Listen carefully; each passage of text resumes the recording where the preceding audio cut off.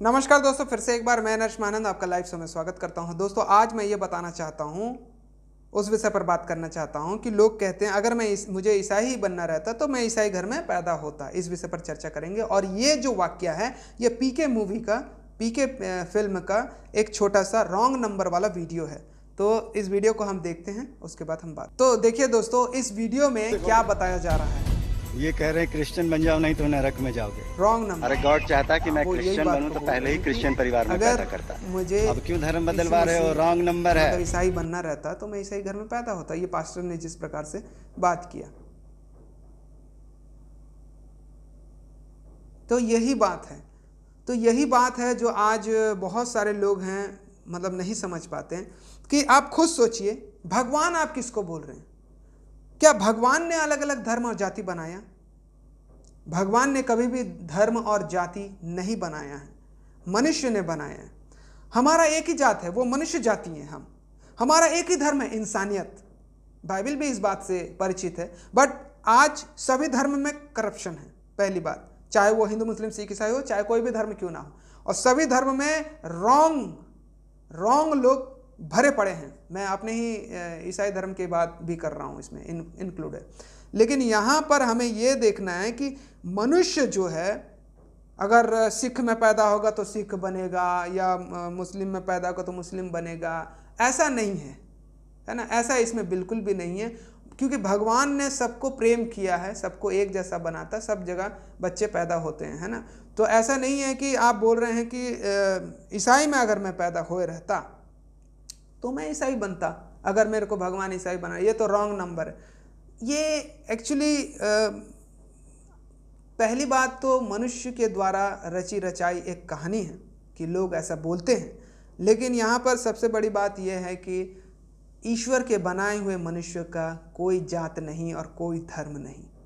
पहला इंसानियत है, धर्म जिसमें भलाई हो मनुष्यों की, और दूसरा मनुष्य जाति है।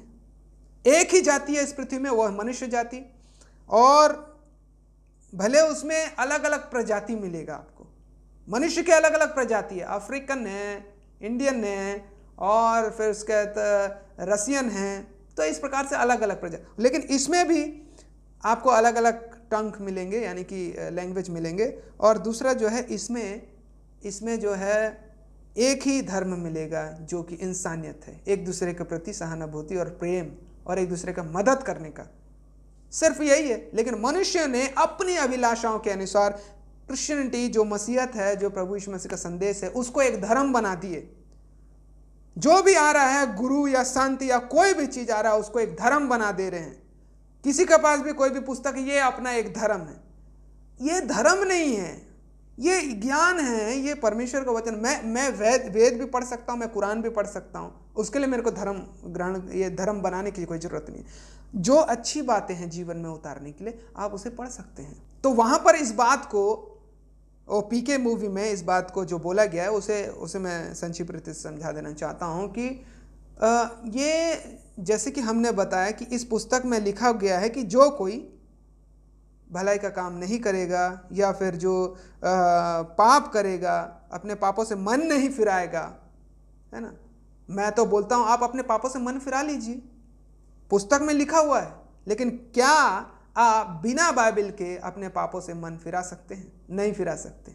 कोई भी नहीं फिरा सकता बिना बाइबल के, क्योंकि बाइबल हमें बताती है मन फिराने के बाद क्या करना चाहिए, है ना। और यही हमें गाइडलाइन देती है, क्योंकि मनुष्य के अंदर में तो पाप फिर से पनपेगा, फिर से वो पाप करेगा।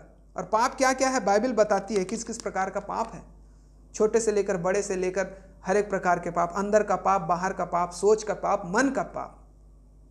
यही पाप को बताने के लिए और इसी से बचाने के लिए प्रभु यीशु मसीह आए थे, और उद्धार देने के लिए। तो प्रभु ऐसा नहीं है कि आपको परमेश्वर जो है, भगवान जो है, आपको वहीं पे पैदा करे, है ना। मतलब जिस धर्म में है आप वहीं पे पैदा हो जाए, ऐसा नहीं।